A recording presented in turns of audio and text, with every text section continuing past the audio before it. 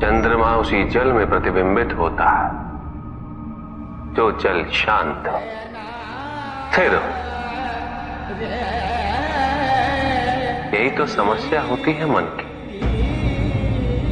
मन कभी भी शांत नहीं हो पाता, स्थिर नहीं रह पाता। जहां शांति नहीं वहां कुछ भी नहीं रुकता। समुद्र की लहरों की भांति विचारों का उपद्रव मन को निरंतर स्थिर रखता। कुछ भी सुनने और समझने के लिए मन का मौन रहना आवश्यक है, किंतु मन मौन रहना नहीं जानता। वो तो निरंतर कुछ ना कुछ कहता रहता, प्रतिपल शब्दों का आक्रमण चलता रहता है मन पर। और यही आक्रमण है जिसके कारण व्यक्ति कभी भी शब्दों के परे नहीं जा पाता। जहां जीवन की सत्यता का बोध उसकी प्रतीक्षा कर रहा होता। पिताजी तपस्या भी की, किंतु अगली बार फिर से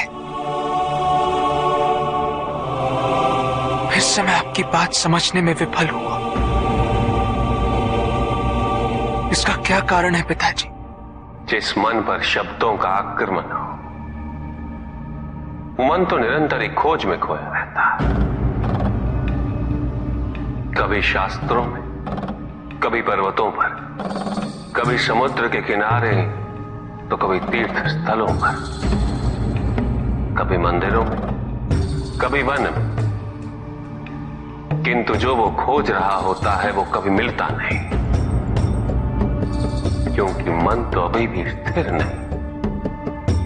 वो व्यक्ति जहां भी रहे पुत्र, जहां भी जाए और जहां भी खोजे। तुमने भी सदैव शब्दों पर ध्यान दिया है कार्तिक, भले ही वो मेरे शब्द हो या किसी और की।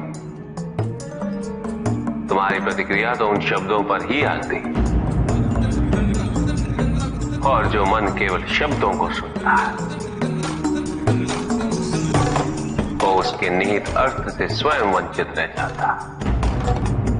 शब्दों की सत्यता को समझने के लिए, उनकी अनुभूति के लिए मन में शांति के साथ साथ रिक्तता भी अनिवार्य है, शून्यता भी अनिवार्य है। मन में इतना स्थान होना चाहिए पुत्र कि वो शब्दों के परे पहुंचने की यात्रा कर सके। किंतु मन कभी शून्य नहीं रहता, रिक्त नहीं रहता।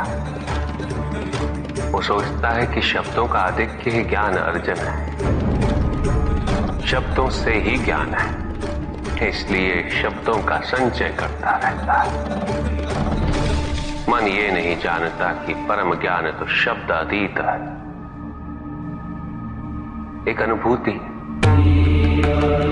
जिसे शब्दों से बांधना असंभव है।